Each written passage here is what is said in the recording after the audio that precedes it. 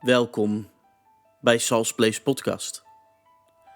Vandaag wil ik u meenemen in een onderwerp dat niet draait om incidenten, niet om politieke poppetjes, niet om de waan van de dag. Het gaat over iets dat veel dieper ligt.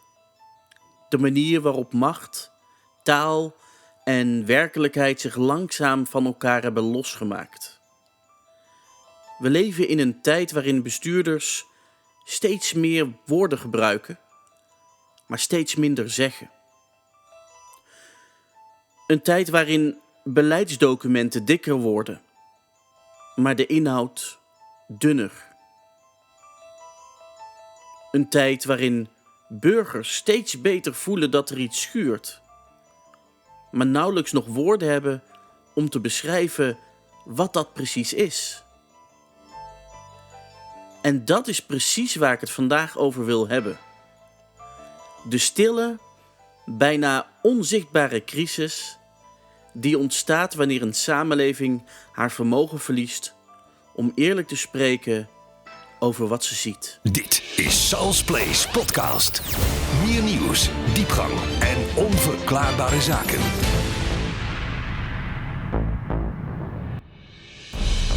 Taal verandert wanneer systemen onzeker worden. Maar hoe dan?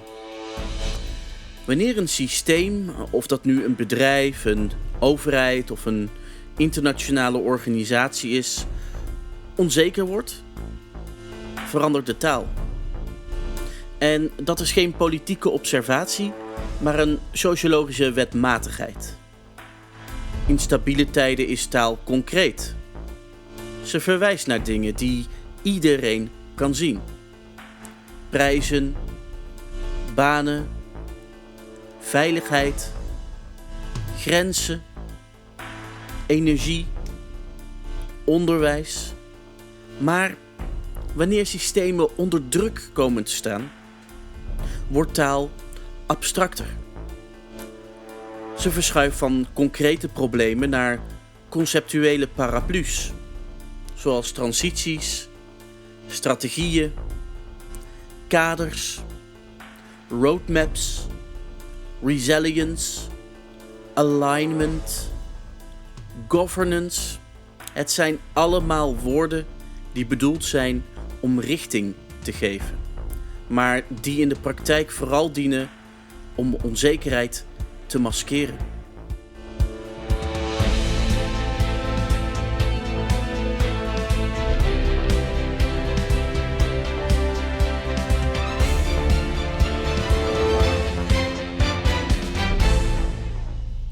Dergelijke abstracte taal heeft één groot voordeel. Je kunt er nooit echt op worden afgerekend. Een transitie kan altijd langer duren.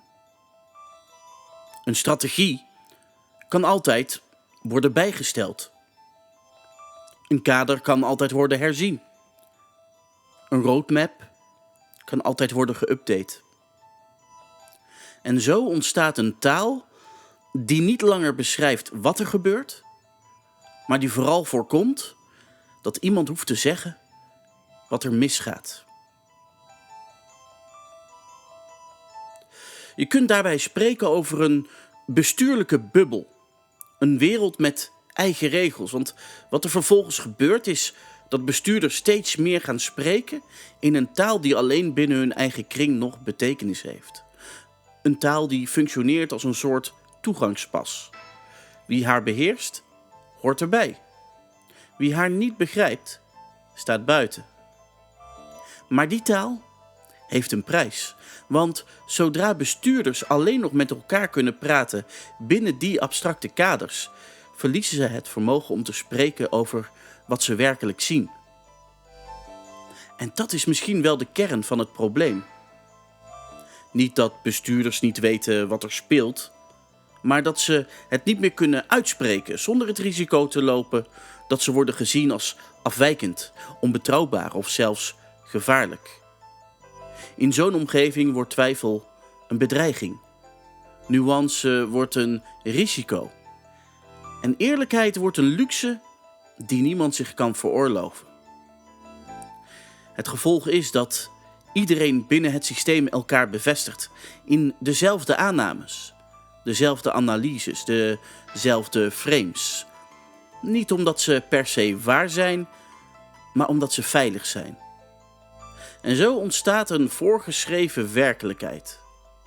Een werkelijkheid waarin iedereen ongeveer hetzelfde moet denken om het systeem draaiende te houden.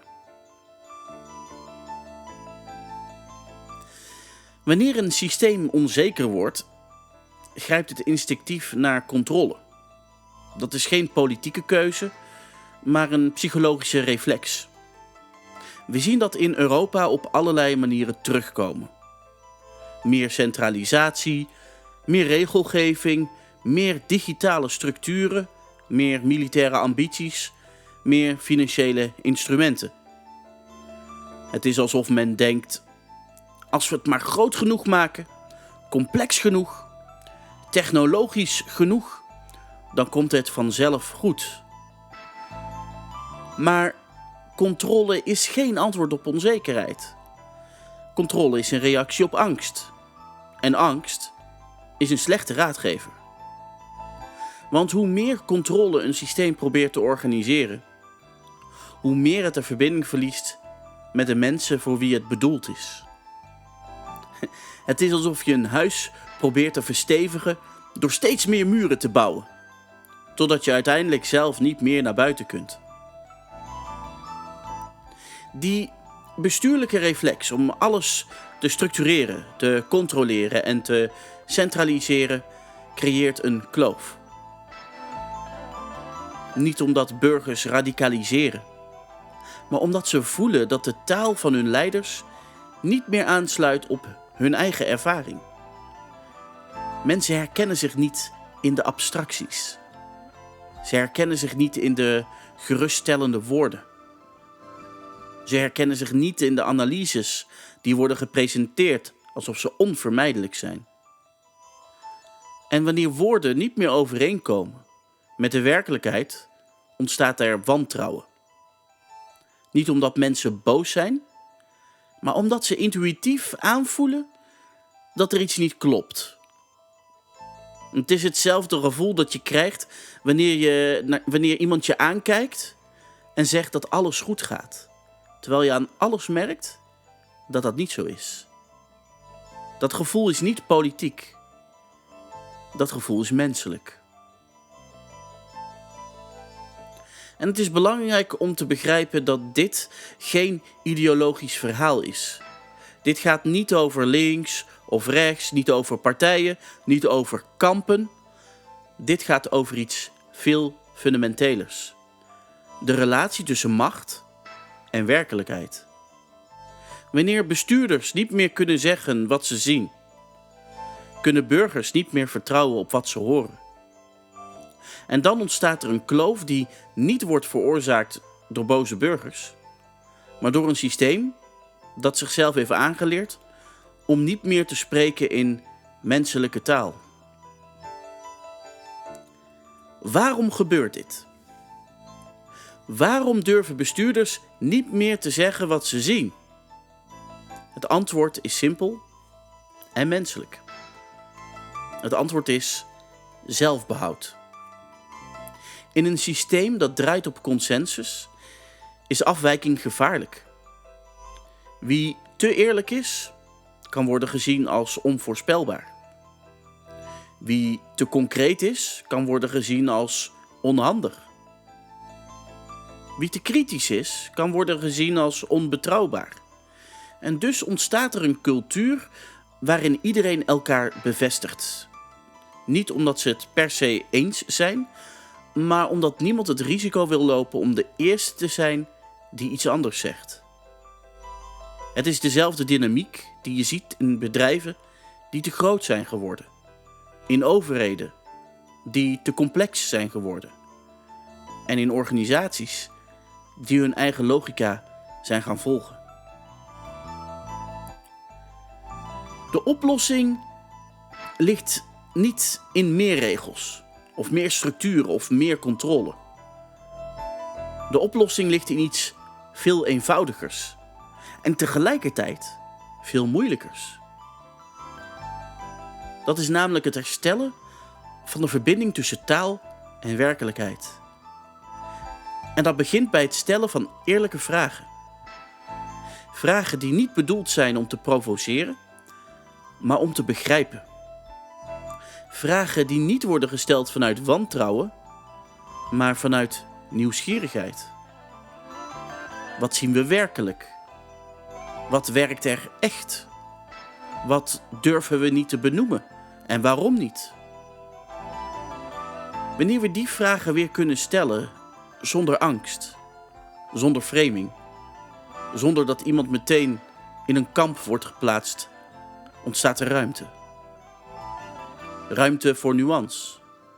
Ruimte voor echte oplossingen. Ruimte voor een Europa dat niet wordt gedreven door reflexen, maar door inzicht. We leven in een tijd waarin de wereld snel verandert. En waarin systemen die ooit vanzelfsprekend leken, beginnen te kraken. En dat is geen reden voor paniek. Het is een uitnodiging om opnieuw te leren kijken. Niet naar headlines of krantenkoppen, maar naar de onderstroom. Niet naar de woorden, maar naar wat erachter schuil gaat. En niet naar de structuren, maar naar de mensen die erin werken. De stilte tussen macht en werkelijkheid is geen leegte. Het is een ruimte waarin we opnieuw kunnen leren denken. En precies daar begint verandering. Dank u wel dat u hier bent en dat u meedenkt. En dat u de tijd neemt om voorbij de oppervlakte te kijken. Dit was Sal's Place podcast voor vandaag. En graag tot de volgende keer. Bedankt voor het luisteren. Tot zover Sal's Place podcast.